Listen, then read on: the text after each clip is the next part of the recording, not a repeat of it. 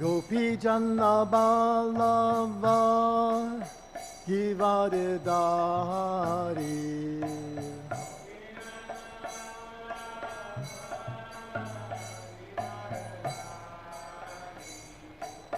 Yasoda Nandana Braja Janna Ranjana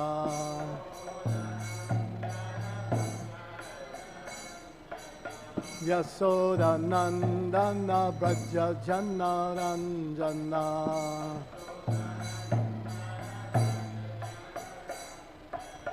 Jamuna Tira Vanachari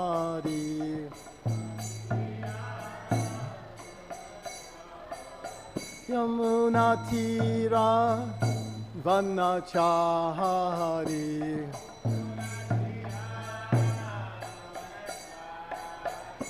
Jayo Radha Madhava Kunja Bihari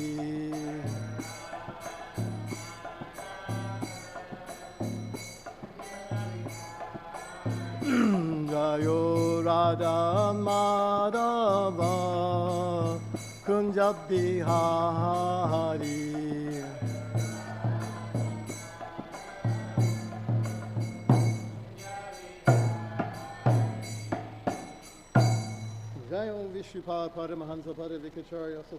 Shri Srimad Divine Grace A.C. Bhaktivedanta Swami Srila Prabhupada Ki Jai Anatikoti Vaishnavindi Ki Jai Prem Se Kaho Shri Krishna Chaitanya Prabhu Nityananda Shri Advaita Gadadhar Shivasati Gaur Bhaktivedanta Ki Jai Shri Shri Radha Krishna Go Go Gopinath Shamakun Radhakun Giri Govardhan Ki Jai Grantara Srimad Bhagavatam Ki Jai Samaveda Bhaktivedanta Ki Jai Nitai Gaur Premanandi. All glories to the Son of devotees. All glories to the Son of devotees. All glories to the Son of devotees. All glories, Shri Guru, Shri Gauranga.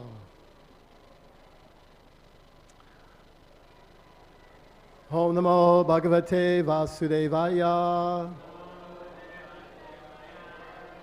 Om Namo Bhagavate Vasudevaya. Om Namo Bhagavate Vasudevaya. Today we have to talk about 3 things in 1 hour. It should be 3 hours, but anyway, we only have 1. We have today's verse. And this is also the beginning of the GBC's emphasis on books are the basis. I want to get everybody back into reading Prabhupada's books, especially his small books. So this week, beginning today until the 13th of September, there are going to be special acknowledgments on all the different small books. And I'll talk about Beyond Birth and Death, my favorite small book. Very nice book. And also today is the day Srila Prabhupada took sannyas. Srila Prabhupada Ki. So, everything's going to be very short and concise. Try to get all those 3 things in there. So, this is Srimad Bhagavatam, 3rd canto, chapter 20, text 12. Maitreya uvāca daivena durvitarkyeṇa pareṇānimiṣeṇa jāta-kṣobhād bhagavato mahān guṇa-trayāt. Maitreya uvāca daivena durvitarkyeṇa pareṇānimiṣeṇa jāta-kṣobhād bhagavato mahān guṇa-trayāt. Maitreya uvāca daivena durvitarkyeṇa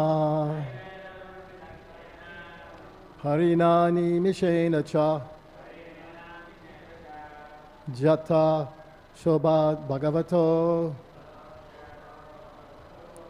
mahān āsīt guṇa-trayāt.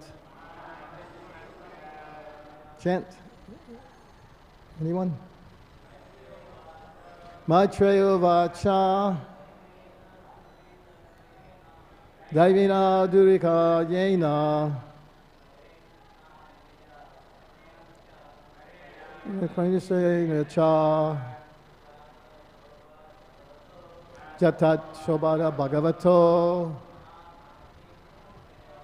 mahān āsīt guṇa-Vaishnavis, one Vaishnavi. Maitreya uvāca,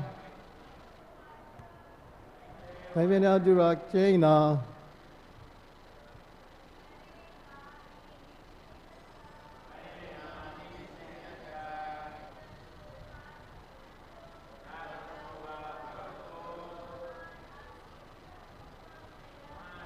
guṇa-trayāt.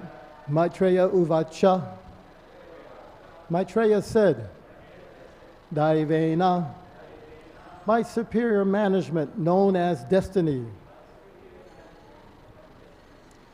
durvitarkyeṇa, beyond empiric speculation,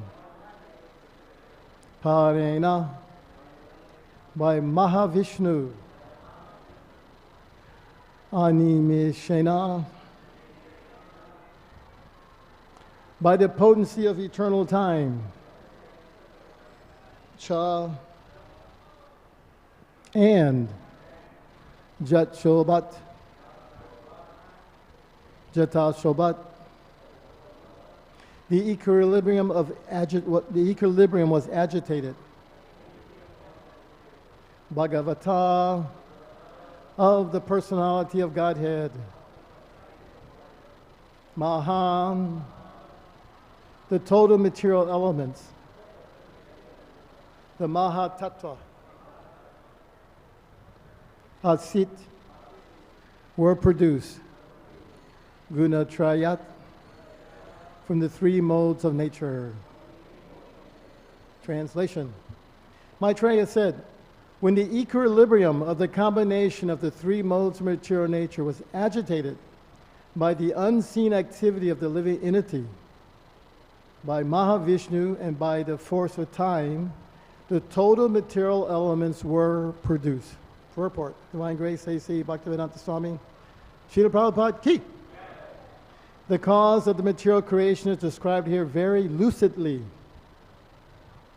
The first cause is daiva, or the destiny of the conditioned soul. First cause.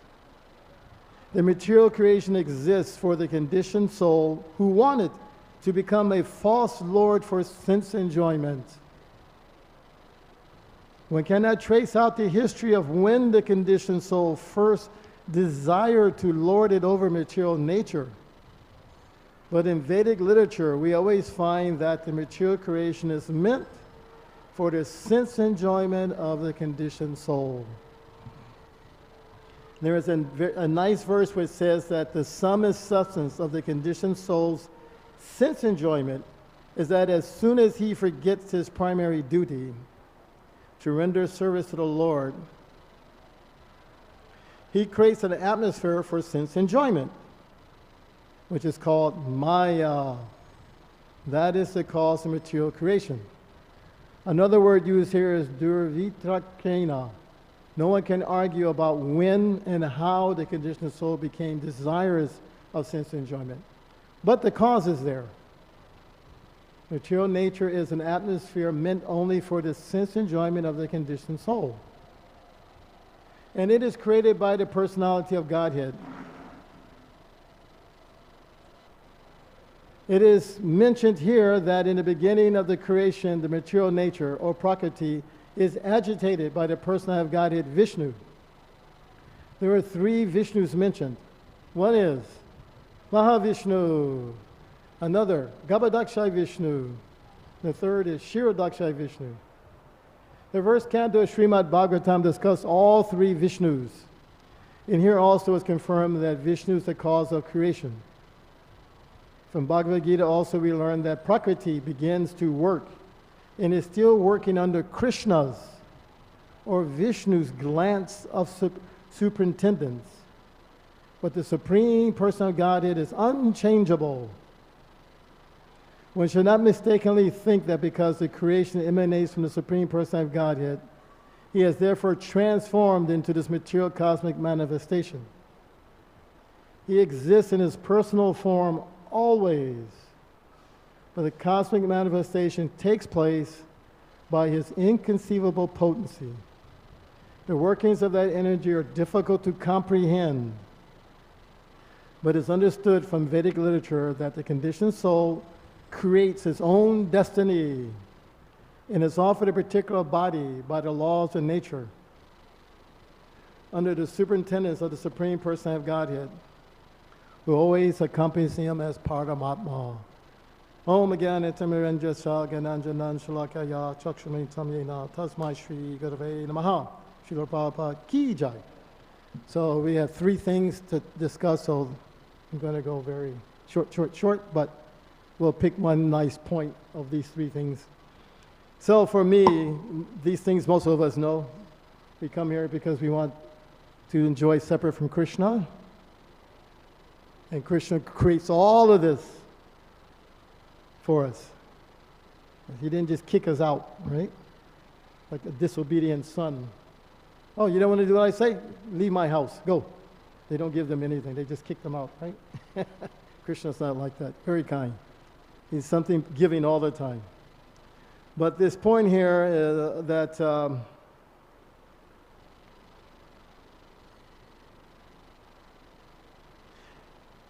there is a nice verse which says that the sum of substance of the conditioned soul's sense enjoyment is that as soon as he forgets his primary duty to render service to the Lord, he creates an atmosphere of sense enjoyment which is called Maya. That's the cause of material creation. So we'll talk about that. Chaitanya Charitamrita Adi Lila 4, text 67. Krishna Bhagavata Jnana Samavitra Sahara Brahma Jnana Diksabha Tara Parivara. It mentions here, it says, the essence of the samvit potency is knowledge that the Supreme Person of Godhead is Lord Krishna. So Krishna, he has three potencies, right? He's Sat, Chit, Ananda, and Vigraha. The Sat potency is usually referred to as Sandini. This establishes existence, the dams, the associates, all the paraphernalia, right? And he manifests as Balaramaji Ki, Supreme Person of Godhead of servitorship. He simply exists to facilitate Krishna's pleasure by providing all of these entities, including Jivatma. We come from Balaram. So everything's put in place for Krishna's pleasure. And then he has the other potencies, Chit potency, which is Samvit, which was mentioned here by Krishnadas Kaviraj. This Chit potency, it gives knowledge or awareness of reality, of relationships, and their Lord's nature. This is the Samvit, or you can say cognizance, or Prabhupada says Krishna conscious. What are you conscious of? So this Samvit potency, it will, how does it work? In the spiritual world, it allows the residents of Vrindavan to relate to Krishna in their Pacific rasas, right? Friendship, parental love, conjugal. Like Mother Yashoda, her knowledge of Krishna is influenced by that. She sees Krishna as her child. He's the Supreme Person of Godhead. Everything's coming from him. But she thinks, if I don't feed him, he's going to die. And if I don't discipline him, he's going to be a naughty boy. And then the other quality, which is Ananda, which is Hladini. This is that pleasure-given potency. It gives bliss and love of Godhead and is personified by Srimati Radharani Ki. So actually Radharani, she's a combination of both this Samvit and this Hladini, this Ananda potency. And because she's the embodiment of both, it says that she not only gives Krishna the highest pleasure, but she knows perfectly how to do it. You see? She knows perfectly how to do it. So therefore, she's seen as the full manifestation of Chit Ananda, while Balaram is the Sat potency. So, what is our situation in the material world? In the material world, because it mentions here the jiva, he desires to lord it over the material nature. Because we're part and parcel of Krishna. So Krishna has that tendency, therefore we have it. And for Krishna's pleasure, we have to have independence. Right? If I force you to be my friend, or I trick you, you know, oh, Sikhi Mahiti has so much money and he will share some with me. Okay, I'll be his friend. Yes, yes, you're so nice to see you. You know. That's not as pleasurable as someone who loves you when you have no money. Right? You have no money and they still want to be your friend. Isn't it? It's shocking, like why? I just like talking with you. It's so nice being with you. Doesn't matter your bad qualities. So Krishna, he wants that unadulterated, unmotivated love. That's our natural position, is to be like that. But to have that, you have to have also the independence not to love Krishna. It has to be there. Otherwise, you're robots. Who wants a robot? Program a perfect robot to love me. You know? No, it has to be voluntary. So sometimes it happens, and you think, well, I like to experience being the Lord of all I survey. But you can't do that in the spiritual world. So the material is created. And to make you forget that who is the Lord, you know what happens? Some of it is there, but there's no ananda. There's no Hladini potency. There's no bhakti. When there's no bhakti, now you have this illusion that I am the enjoyer. So the jiva, he is in conditional life covered by this is called maya, a shadow imitation of the Lord's potency. So instead of some of it we experience is called viprayana jnana, false knowledge. What is that false knowledge? I am the body. Happiness comes from matter. God is distant, or there's no God. Who cares for him? Right? So this is all avidya. This is all ignorance in the material world. And there's different coverings of this ignorance, Krishna says in the Gita, according to goodness, passion, and ignorance. Swarga loka, which is goodness, the demigods, opulent. You have mangoes big as elephants. Isn't that nice? And there's so many of them, they fall and burst into rivers of mango juice. Their consciousness is very high. They know Vishnu is the Supreme Personality of Godhead. They know it. But what do they want from Vishnu? Oh, please stop the demons. They're interfering with our enjoyment. No ananda. There's no bhakti there. So therefore their knowledge is lacking. They just see it in terms of sense enjoyment. He is Vishnu. He know everything comes from him, but there's no bhakti. Mode of passion generally down on this earth planet. You see? So some people who are pious, they know, well, it looks like all these things have come from somewhere. There must be some God. So if I want more things, what should I do? Let me pray. Christians pray, oh God, give us our daily food. right? Everybody's praying for so many things. Take some little cheap incense, offer some arctic. Please give me a nice mortgage for my house. I need money, I need job, I need wife, I need, please, please, please. Take this incense. Right?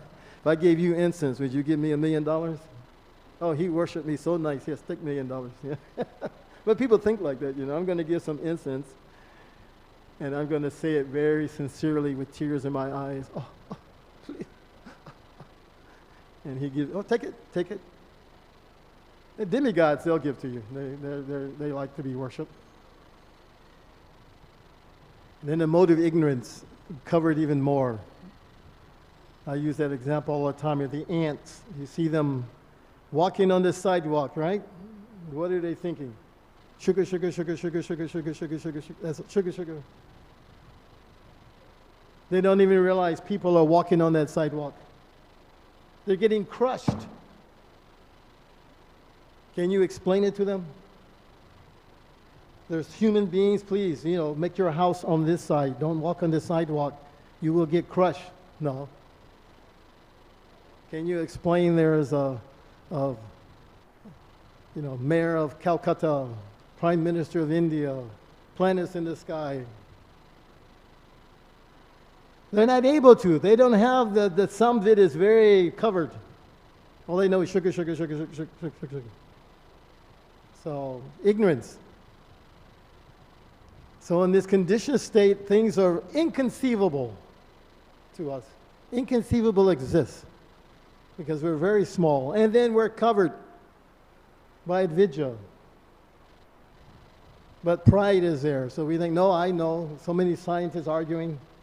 Right? There's avidya, a little more, after you get tired of sense gratification, maybe you may elevate yourself to sunyavadi or nirvisesha. Right? Everything is one. It doesn't take spiritual knowledge to understand you're not the body. You can just observe that by watching. So therefore it says like that, one who is Dhira, one who is dhira, a little sober, he's not intoxicated. He can see, I'm not this body. What I am, he doesn't know, but I'm not the body. A little more elevated, like the yogis, you can understand, oh, something's controlling, the sun, the moon, rising perfectly. Must be a controller. You see? But if you want to understand that personality, if you want to understand what is my relationship to that personality, you cannot understand it without coming in contact with Hladini potency, which is bhakti, Srimad Radharani ki. Right? That's our experience, isn't it? Especially in India. So many people read Bhagavad Gita and they don't understand Krishna, Supreme Personality of God. And here's some 16-year-old boy in Gary, Indiana. Who has heard of Gary, Indiana? Nobody heard of it. Insignificant place. Never heard of vegetarian. Never heard of, don't even think about India. And you, oh, what is this book? Oh, Krishna is the Supreme Person of Godhead. Because you hear from, you come in contact with the Hladini potency. Now Hladini and Samvit begin to awaken you. You see? So how does that Hladini come to you? Evam parampara praptam, eman raja sayuvidu, sakranamat yoganam. Through parampara, hand it down like mango. When you take mango from a tree, the best mango is very up high. You have to hand it down carefully so you don't break it and it turns into juice.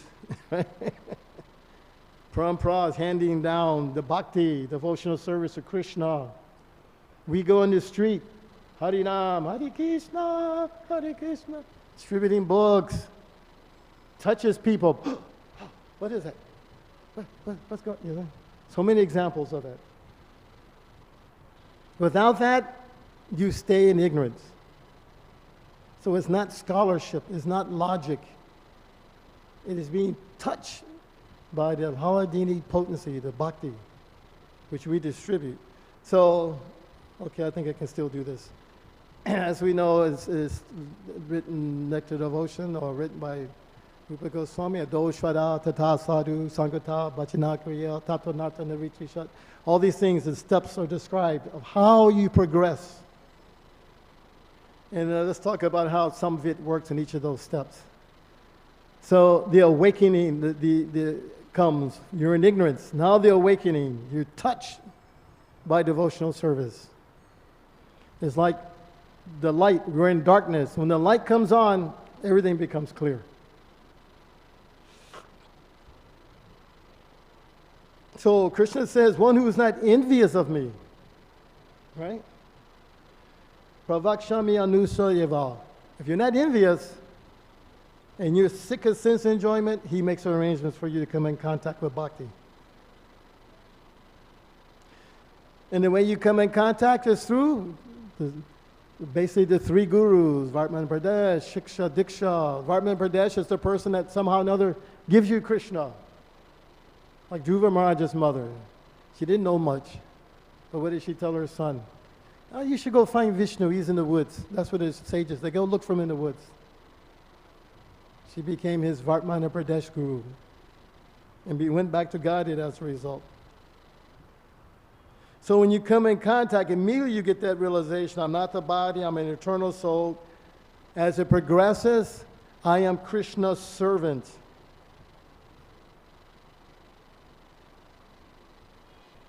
Adoshvada tata sadhu. Sangota. Then you want to associate. And after associating, you should want to increase it. It's all voluntary. Nobody can make you do it. Sangota bhajana kriya. Now you begin following all the rules and regulations, right?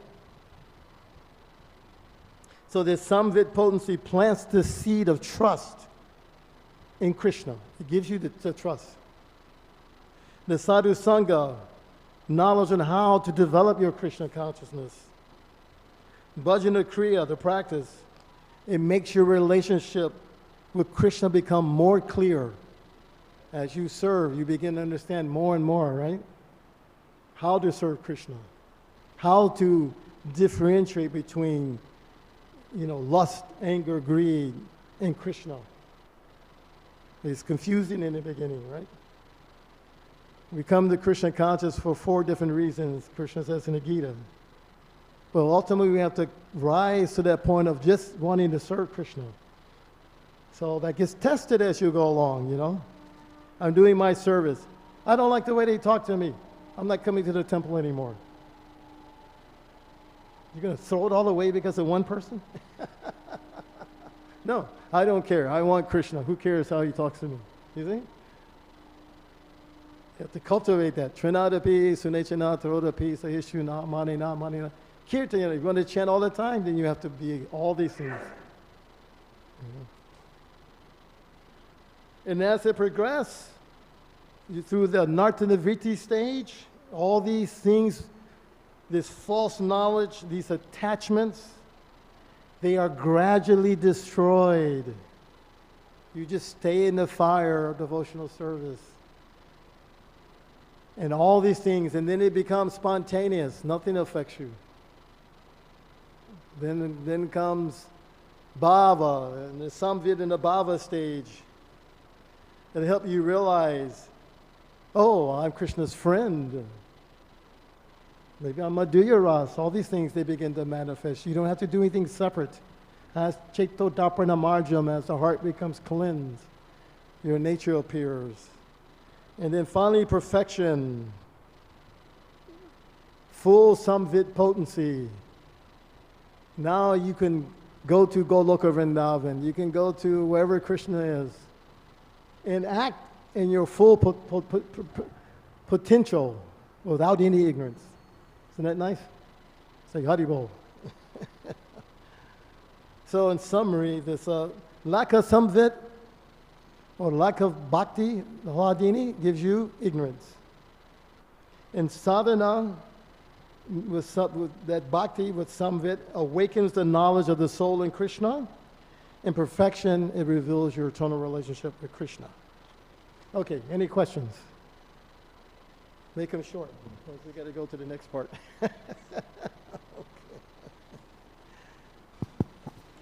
Hare Krishna, Prabhuji.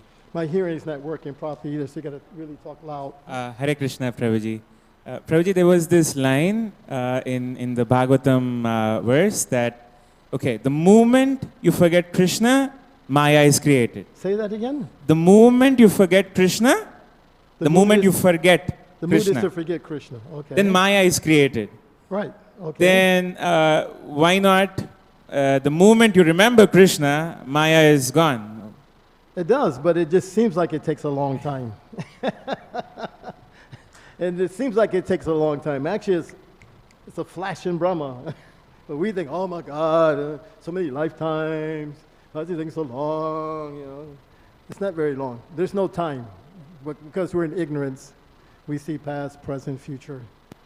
So once actually it's stated, once they come in contact with a devotee, it's done. It doesn't matter if this lifetime they take it up or not. The seed has been planted. It will never die. That is a fortune, actually, that you get that. That is a rarity. The question is, why do they get it? Why? That's really the real question, not how long it takes. It's already done. So. Thank you, Prabhu, for the wonderful class. You mentioned the point of how I'm not coming to the temple because I'm not anymore, because I'm not being dealt with properly. Can you hear me? My hearing aid's not working. Sorry about that, but I got to get it up. Okay, super loud. You made the point about how sometimes a devotee decides not to come to the temple anymore because he's being dealt with not so nicely. Yeah. There's one ISKCON Leela, Vyasaki, the famous Kirtaniya. He's now in Vrindavan, at last I knew. And in the late 80s, he traveled all over the world and met with 500 devotees, over 500 devotees, that had stopped associating with ISKCON, and many of them had stopped practicing bhakti. And he found something common in every single one of them. And that was that somehow or other, they were unable to apply the aspects of her philosophy contained in 10.14.8. Tatenu kampam shukshamikshamano bunjani vatma kritam vipakam ridvag vapapur vedadan namaste jivetayo muktipade sadayabha. So, and Prabhupada says on it used to be page 92 on Nectar Devotion. There's many different versions of Nectar Devotion now. But it's the 10th chapter and the second subheading, Expecting the Lord's Mercy, where Prabhupada paraphrases this verse, one who tolerates all kinds of adverse conditions and continues to render service with body, mind, and words, offering obeisances from the core of his heart, that person becomes eligible to enter into pure devotional service. And Prabhupada says in that section, Expecting the Lord's Mercy, that this verse that he just paraphrased should be the guide for all devotees. So this is what keeps us, and it's a jewel. And then Dravida Prabhu, who was on the very beginning on the editing team, he's a lifetime brahmachari, very learned. Naishtiki brahmachari, Shrutidhara brahmachari, I mean, really sharp. And he used to digitalize Prabhupada's, right from the very beginning, digitalize Prabhupada's recordings, you know, when he was doing the translations and compiling the purports. And he said that the essence of everything Prabhupada said about this verse is contained in the purport to 10.14.8. This is the first chapter after Srila Prabhupada's departure. So it's a good one to learn, you know, really enter into an understanding of what's going on. There was one devotee that was going through a real difficult circumstance. And I said to him, I walked into a meeting and I said, Prabhu, don't worry, Krishna loves you. Yes. And so the challenge is that we sometimes our minds just go crazy when we go through difficult circumstances. And one thing, another really nice quote from Srila Prabhupada, and this was Giriraj Swami in the really intense days of the beginning of the Juhu temple. And he said to Giriraj Swami, Krishna takes charge of your sinful reactions and uses them to help you advance in Krishna consciousness. So it's all Krishna, and it's just mercy that's coming our way. We just have to have that faith and confidence. But that jewel, 10-14-8, boy, it's brought me through so many challenging circumstances, and it really works. You know, you just apply it and you can be in bliss. 3 times I taught a course called the Transcendental Judo Seminar. Like Sikhi Mahiti Prabhu, if you got really mad at me and came to punch me in the nose, to break my nose, but I would take that force that you're using to hurt me because I know I have a black belt in Transcendental Judo, and I flip you over with it. So it's the same thing with the distress. It can, you know, just like Queen Kunti, she prayed for it all the time. It can be impetus for us to experience higher and higher levels of transcendental pleasure, get into real happiness. So anyway, thought I'd bring that up. Sorry for giving another Bhagavatam class. That's a very nice point. Very nice point. Get his notes. I'm going to take one more, and I have to do the next. I want to add something to that. Like my brother, he brought me the books. I was 16. And I remember the excitement on his face. He had Back to God magazine. Says, "You won't believe it. Read this." And I read, I go, oh. I said, you have to get more books. You have to get more books. So there was no temple in our area, but he found Prabhupada's Gita in the bookstore. They were still selling in the bookstore in those days. And we read through it best we could, and I said, that's it, we have to do this. He goes, no, I'm not going to do it. I go, what? Come on, it says, it's so clear. No, not going to do it. He wouldn't do it. I still don't understand. I went, but he didn't. He had that initial, you know, yeah, this is really great. Before we go to principles, chant 16 around. No. Anyways, what can you do? It's hard to understand. Therefore, it's very rare that people stay like this. I'm not surprised when people leave. I'm surprised they stay. Srila Prabhupada Ki. Do you have to ask anything? No? Okay, we'll go to the next part. Sorry to rush like this, but they gave me 3 things. So today is the first day, as I mentioned, of the books are the basis. And this is something that's been going on for a few years now. And they're going to emphasize small books. So my favorite small book, Beyond Birth and Death. How many people like Beyond Birth and Death? Say Haribo.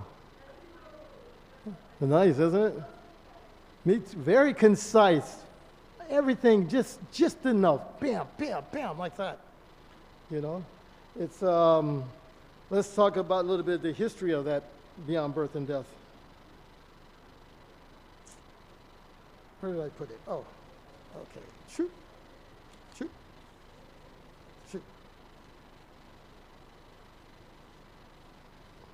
Here it is. Okay. It's based on a series of lectures by Prabhupada in Allahabad, India, January 1966, during the Magh Mela festival. Imagine that. He's in India and he's taught body to Indian people. Can you? He had to talk like that. That whole book is preaching to Indian people. And he's speaking to them in English. He's not speaking in Hindi. Go figure. That's So it's a series of lectures focused on Bhagavad Gita, dealing with the soul, cycle of birth and death, and moksha. And also, so they first put it into print in 1972, surprisingly. Who knows what the first small book Prabhupada published? Come on, it should be easy. The first small book Prabhupada published. Haribo, Easy Journey to Other Planets. Who can say what year? Okay, where was he? Vrindavan and Radha Damodar. He took sannyas, because we'll talk about his sannyas. And at that time, the Soviet Union launched Sputnik, first mechanical thing to go into space and circle the globe. People were like, oh my God. You see? So Prabhupada, he was very clever. It says he knew the world was fascinated with this. So he used it as a hook to get them interested in the Vedas. So he says, oh, you want to travel? Let me tell you about spiritual travel. How the soul journeys. He journeyed to other planets. He wrote that 1958 when he wrote that. So back to our favorite book. So this is 1972 in Los Angeles, and it was kept very short, less than 100 pages. And as we mentioned, the context, again, is the nature of the soul versus the temporary body. Why death is not the end, but a transition. Futility of material enjoyment in the cycle of birth and death, right? You're going to die. That's what hit me the most when I read that book, too. I was like, well, why should I do all these things? I'm going to die anyway. It's a waste of time. Let's go back to Godhead. My brother's like, no. The possibility of attaining the eternal spiritual life in the kingdom of God, Goloka Vrindavan. So this book has been the first, I lost that. But anyway, the first printing was about, I think, 20,000 and 100,000. It's one of the main staples. And it's all over the world in many languages being distributed. So, let's read just a little bit from Beyond Birth and Death. We all know we're not the body. We don't need to hear that. You don't want to elevate to death. You don't want to you don't want liberation, do you? Anybody want liberation? No, okay. Let's talk about associating with Krishna, last chapter. That's what we want, right? We're ready for that part. Why does it take so long? It's not long at all. Even Brahma, he went like this and then a whole year passed. Prabhupada, he says, if one gets something superior, he naturally gives up all inferior things. Powerful. One sentence, right? So powerful. We want enjoyment, but impersonalism and voidism have created such an atmosphere that we have become addicted to material enjoyment. The whole world is designed like that, isn't it? When you go to school, did they teach you you're not the body, you have to go back to Godhead? No. You want to be happy? You have to make lots of money, become scientist, become engineer, become this, become president. Like in America, they tell you, you can become president. When you're a young kid, they start telling you that. You can be president. Me? Yeah, you. Oh, wow, I didn't know that. You see? So they indoctrinate you with this idea. And as you get older, unless the devotee saves you. Take Beyond Birth and Death. Saved. So there must be enjoyment in connection with the Supreme Person, Purusha Sapara, whom we can see face to face. Is that nice? Radha Madhav looked very nice this morning, right? In the spiritual sky, we're able to speak personally with God, play with Him, eat with Him, etc. All of these can be attained by Bhakya, transcendental living service, which we talked about, comes from Srimati Radharani, Ladini potency. Distributed by the original spiritual master, Balaram. However, this service must be without alteration. That is to say, we must love God without expecting anything in return. Hard to do, because we're conditioned to that. Whatever I do, we want something back nice. So if I'm nice to Jamasmi Prabhu, then I expect, how come Jamasmi not saying something nice to me? I can't believe that rascal. I'm so nice to him, he doesn't do anything nice for me. You see, that's material world. Spiritual world, they don't expect anything. Is Jamasmi happy? That's all that matters. Is he smiling? Perfection. You see? That's spiritual world. So we have to learn that. It takes time. It takes time. Patience. So loving God to become one with Him is also a form of adoration. You don't want to become one with God. So one of the major differences between the spiritual sky and the material sky is that in the spiritual sky, the head or leader of the spiritual planet has no rivals. See, nobody's running for president. Right? There's no competition. Everybody wants to serve. Because you're in that service mood, you naturally put forth the best person. Look at Srimad Bhagavatam, it's really phenomenal. Shukadev Goswami, how old is he? 16-year-old boy. Who's in the audience? His father, Vyasadeva, who told him Bhagavatam. Who else is there? Vyasadev's spiritual master, Narada Muni. And yet they're sitting there. No, let him speak. Because they're pure devotees. There's no, they go, oh, he's heard and he can speak the best. Let him do it. No competition, no jealousy, no envy. So yeah, we have those things and we can lament about them, but they will go away. So you can't artificially act like that. Therefore, we have rules and regulations. Do like this, pay obeisances, do like this, and you just do those things. And as you purify, it becomes natural. Even I'll tell one short Prabhupada story. He's on the plane with Chuta Kirti, and they're coming somewhere in Australia, full of rugby players. And you know what rugby is? Horrible people. Big, mean, nasty, they don't care. They're like gorillas. That's their sport. Wah, wah, wah, wah. So they're on the airplane with Prabhupada, and it says, no smoking. What do? So Chuta Kirti, being Prabhupada's servant, he gets up. Stop this smoking. It says no smoking. They just rush him off. He tells the airline stewardess, you have to make them stop. They don't listen to him. And then third time he gets up, Prabhupada stops him. He says, if we can't tolerate, we're no different than them. That's what Prabhupada said. If you can't tolerate, you're no different than they are. Sit down. You see? That's pure devotee. That's our natural consciousness.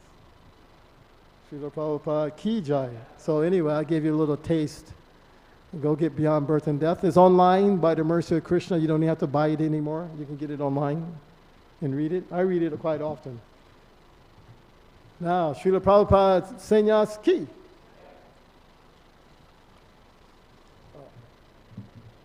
This one.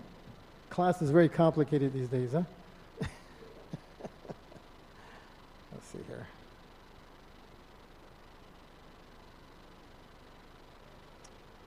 So, Srila Prabhupada, he took sannyas in 1950, I can't remember, we'll get to the bottom of it, but it began actually, it says, in 1948. He's a householder, and his guru is coming to him. You should take sannyas. And what did Prabhupada say? It was a horrible dream. That's what he thought. It's a horrible dream. How can I take sannyas? I have wife, children dependent on me. Why is Guru Maharaj asking me to do this? Because, you know, India is very responsible. Americans, yeah, sure, no problem. Who cares about wife, children, all these things? We're all independent, right? We don't care. In India, at least they have a sense of duty. Right? And this happened two or three times. And then it says, this is 1948, he had a factory. Gradually, Krishna's forcing him to take sannyas. This is a nice lesson on knowing what Krishna wants you to do. When people ask, how do we know what Krishna wants me to do? He's inspiring all of us to do different services. So you have to confirm it. He was sadhu, sangha, sadhu, shastra, and guru especially. So his spiritual master is coming to him in a dream, but he's not physically there. Take sannyas, take sannyas. Gradually, the business is falling apart. Everything falls apart. He is so poor, he has to send his wife and family to live with relatives. Can you imagine the embarrassment? Especially when you were very rich. Now I'm asking, could you please take care of my wife and children?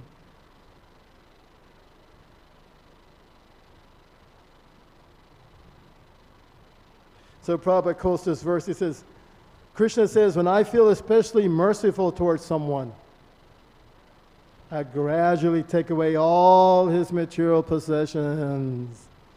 It's coming for you. His friends and relatives reject this poverty-stricken and most wretched fellow. Sounds horrible, huh? But it's actually mercy. Because when death comes, what happens? It's all gone anyway. You might as well voluntarily give it to Krishna now and get the credit. Why you have to be forced out of your hands?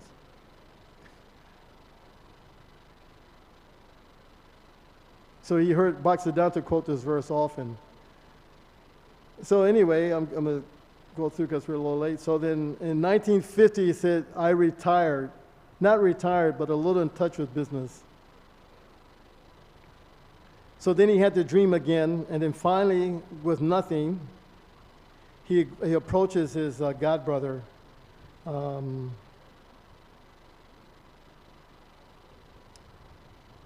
can't remember the name, the first one. He had he kept the original Gaudiya Math. He won it in a lawsuit. So he approached him and told him, my Guru Maharaj is coming to me, telling me to take sannyas. This is Guru Maharaj's original society. He ordered me to go to the West. Can you help me? He said, first business, you must cooperate with the society. That's the first business. Which we say in ISKCON too. You have to cooperate with GBC. Then, after you cooperate, we have some books we're publishing already. We will see. And also going to the West, you need so much money. We'll see. He kept telling them like this. But most important, you cooperate and surrender to us. And sannyas, we'll see. So Prabhupada thought in his heart, no, this doesn't seem right.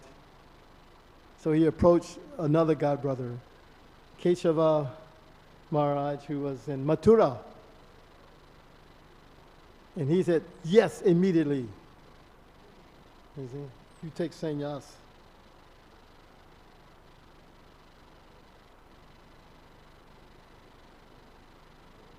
Yes, Bhakti Vilas Tirtha Maharaj, that's the first one who told him, gave him so many conditions.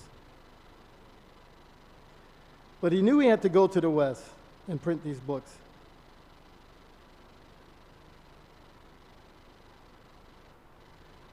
So he says, I was sitting alone in Vrindavan writing. My godbrother insisted to me, Bhaktivedanta Prabhu, you must do it. Without accepting the renounced order of life, nobody can become a preacher. So he insisted. Not he insisted. Practically my spiritual master insisted. He saw his spiritual master speaking through his godbrother. He wanted me to become a preacher, so he forced me through this godbrother. You accept. So, unwillingly, I accepted. Just see. So they went to the math, and he was dressed in white. Abhaya Babu he was referred to in those days. Even though he's still living as renunciant in Vrindavan. So in the morning, September 17th, 1959, in a small deity room on the second floor of Keshava Math, the group of devotees in front of the deities are Radha Krishna and Lord Chaitanya.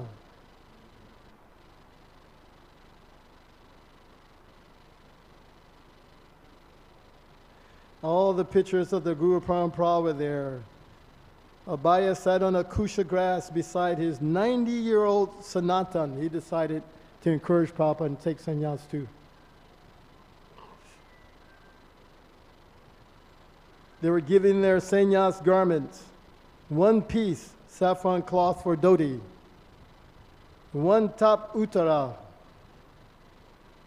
2 strips of cloth for underwear. They got tulsi beads, sannyas mantra. And then Keshava Maharaj said that Abhaya should be now known as Bhaktivedanta Swami Maharaj. Srila Prabhupada ki. And Sanatana should be known as Muni Maharaj. And he had Prabhupada speak in English at the lecture again. So they took a nice picture, which you all seen, right? Prabhupada standing there. And Maharaj didn't impose any strictures on Prabhupada. He said, go preach. And as we know, from there, we have International Society of Krishna Consciousness key. So it's not a question of sannyas, householder. It's recognizing what Krishna wants me to do, and then do it. Like we have so many examples, right? On the other end, Janani Vas. He just wants to serve, right? He that story how he came to Pujari. He came from Calcutta, the hut's there. A Pujari was taking care of Radha Madhava in the hut, and he looked over and he goes, oh, that looks like it would be such nice service. Next day, Pujari's gone. Radha Madhava put him, no, you my Pujari now. And he's been there ever since. I would challenge everyone, let's say in middle of July, that's probably the worst weather, right? Is it? One day, you spend a week living in a hut, pumping your water, cooking in your little thing, and so you can see what they went through. And that they didn't do 1 week, the years. I asked them the daily sweet, they get one burfi, and they cut it into 7 pieces. And that was Radha Madhava's daily sweet, 1 piece. Anyways, so whatever it is, it doesn't have to be big service, it can be small service. We'd just be happy to do that service and stay in the Bodhi devotional service. So, Srila Prabhupada ki, beyond birth and death ki, Gaur Premanandi. Thank you, Hare Krishna.